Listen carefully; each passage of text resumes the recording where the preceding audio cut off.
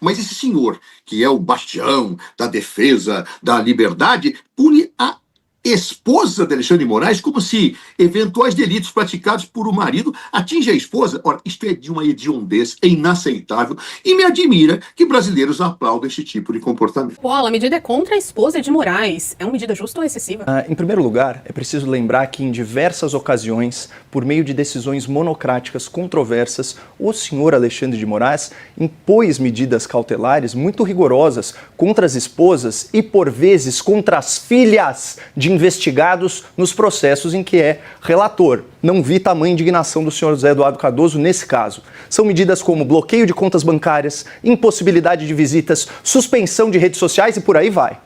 Ou seja, em certo sentido, Alexandre de Moraes prova do seu próprio veneno e experimenta na pele a chamada lei do retorno. Mas, saindo aqui do campo kármico, enveredando pelo aspecto jurídico da coisa, as sanções Magnitsky, pela sua natureza, se estendem a todos aqueles que fornecem apoio material a indivíduos previamente sancionados, como é o caso do ministro. Portanto, se a esposa de Alexandre de Moraes foi identificada pelas autoridades americanas como alguém que viabiliza financeiramente ou de alguma outra forma as alegadas violações aos direitos humanos perpetradas pelo ministro, segundo o entendimento do governo dos Estados Unidos, então ela se enquadra no rol de potenciais sancionados e, nesse caso, tecnicamente, não há que se falar em excesso na aplicação da lei.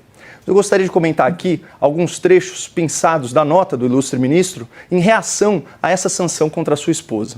Aspas para o senhor Alexandre de Moraes. A lamentável aplicação da lei Magnitsky contra minha esposa não só contrasta com a história dos Estados Unidos de respeito aos direitos fundamentais, como também violenta a soberania do Brasil e a independência do judiciário. Na verdade, a lei Magnitsky serve justamente para punir autoridades estrangeiras que, eventualmente, violem direitos fundamentais, como é a liberdade de expressão, como é o devido processo legal. Então, pegando aqui as palavras do secretário do Tesouro americano, Scott Bessent, ele disse o seguinte: o ministro Alexandre de Moraes é, aspas, responsável por uma campanha opressiva de censura, prisões arbitrárias e perseguições judiciais, fecha aspas. E com toda a vênia, ao contrário do que sinaliza a nota do ministro, a lei Magnitsky só se aplica na jurisdição americana e, obviamente, para aqueles que desejam participar do sistema financeiro e tecnológico dos Estados Unidos. Portanto, a Magnitsky não invade a soberania nacional, que não pode ser confundida com os interesses e as ações individuais do ministro Alexandre de Moraes. Afinal de contas, o ministro não é a manifestação encarnada da justiça brasileira, mas apenas uma autoridade investida temporariamente de poder jurisdicional. Cardoso, vamos com 30 segundos para a gente encerrar esse assunto? Não. Eu não consigo entender como é que alguém acha que é injusto atingir a esposa de um lado, então é justo porque atingiu a esposa agora do outro. Não, não dá, né? Ou é erro ou não é erro. Se é erro para um, é erro para outro, tal, etc. Só que no caso de Alexandre não era erro, cara. Por quê? Porque quando uma pessoa está sendo investigada, tem compartilhamento de bens e de empresas, eu tenho que atingir a todos. No caso da lei Magnitsky, não é compartilhamento de empresas que está sendo investigado, é ato de autoridade que transgride direitos humanos, uma bobageira que foi invocada. E a esposa dele lhe deu suporte para isto? É uma vergonha, isso é um escândalo, é insustentável. Caio, 30 segundos. Olha, eu não quero entrar aqui nas minúcias do processo, mas não apenas a esposa do senhor Alexandre de Moraes foi sancionada, como também o seu instituto, chamado Lex. Por quê? Ele abarcava uma série de propriedades imobiliárias do sancionado. E as investigações nos Estados Unidos mostraram, ou devem ter demonstrado, não temos acesso aos autos do processo para comentar, que ela fornecia apoio material, para usar o termo da lei. Então, se os Estados Unidos da América concluírem que ela dava apoio financeiro a quem violava direitos humanos, no entendimento deles, aplica-se a lei. Não há que se falar em excesso, mas na estrita aplicação da lei vigente. A manifestação da esquerda pode mudar a pauta do Congresso? Mas muito ilustrativo, você trouxe bem essa informação, Ju. Foi a primeira vez em muitos anos que a esquerda conseguiu mobilizar aí uma multidão.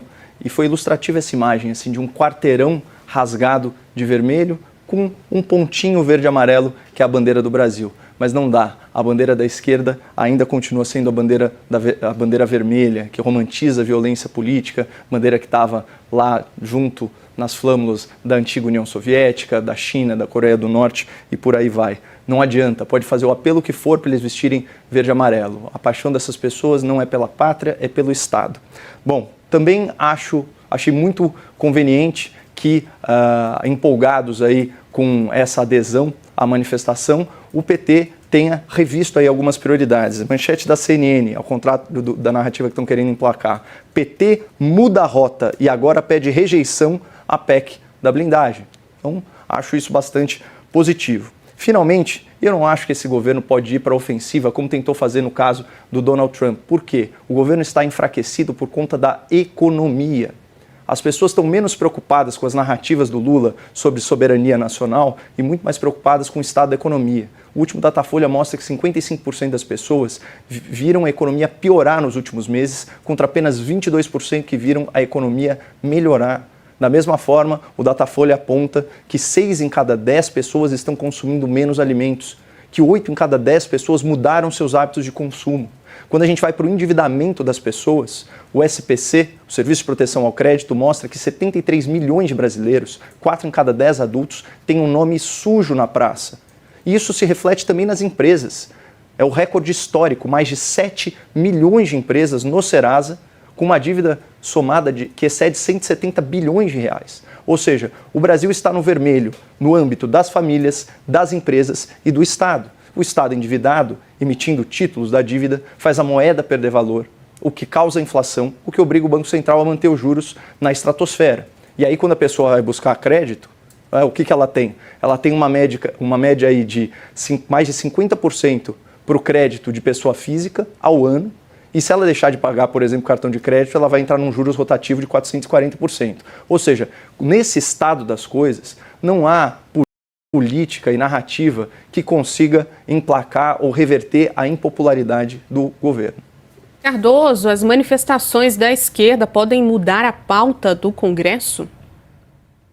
Eu acredito que sim, até porque as pesquisas mostram a popularidade do presidente sendo retomada, né, visivelmente num patamar bom. Está na pesquisa desse final de semana agora. Mas, independentemente disso, eu acho que a esquerda, os setores democráticos estavam um pouco entorpecidos, no meu modo de entender, porque nós tínhamos situações de rua dada pela extrema-direita e os democratas, pura e simplesmente, não conseguiam se unir. Mas a coisa chegou num tal ponto de absurdo que aí eu acho que agora houve uma energia catalisadora que acredito que deva continuar defendendo essas situações. Por exemplo, esta PEC da blindagem é uma vergonha. E vários líderes bolsonaristas, como o seu Nicolas Ferreira, por exemplo, defendeu essa vergonha. Aí eu quero me blindar, se disse. Claro. Eu acho que isso é inaceitável, absolutamente inaceitável.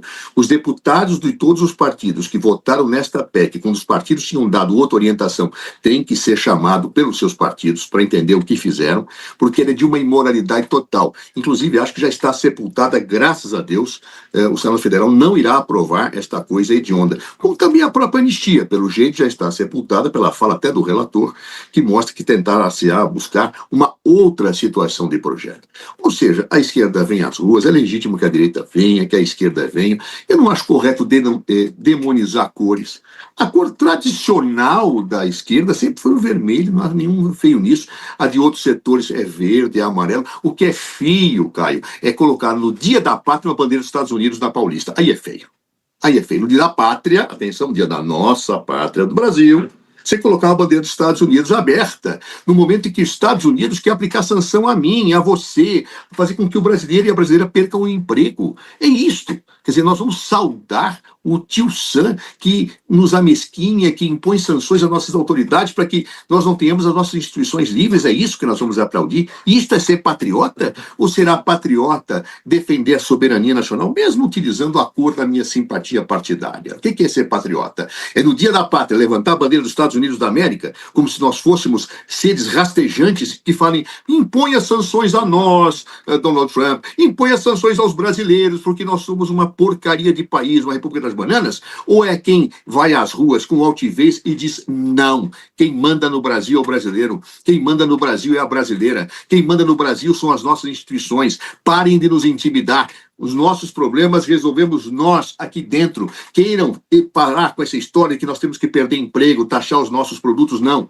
Ser brasileiro significa defender o nosso país, amar esse país e a soberania nacional. Não levar a bandeira dos Estados Unidos da América no dia da independência como se nós continuássemos colônia. Então, que patriota é quem se veste de vermelho e pela primeira vez levanta uma bandeira do Brasil e não quem se veste de verde e amarelo, pinta todas as avenidas de verde e amarelo e presta uma homenagem aos americanos, não por sancionar os brasileiros, mas por sancionar aqueles que tiranizam os brasileiros. As instituições, como você falou, que realmente mandam no Brasil, que são o Supremo Tribunal Federal e o governo Lula, que na visão das pessoas que estavam se manifestando, que são patriotas e não é de hoje em dia, é de muitos e muitos anos, estão sendo solapadas nos seus direitos e garantias fundamentais. Então, achar que um mar de gente vermelha com uma bandeirinha do Brasil são os verdadeiros patriotas é uma inversão numa percepção clara.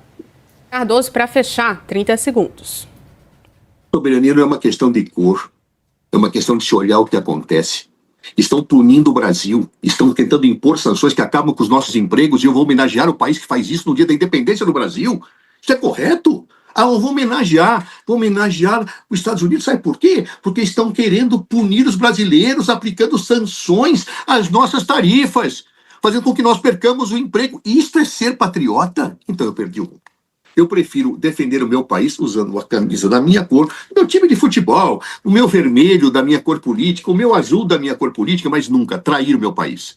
Trair o país significa aplaudir aquele que quer impor sanções a nós, porque acha que manda em nós, quando quem manda no Brasil é o povo brasileiro.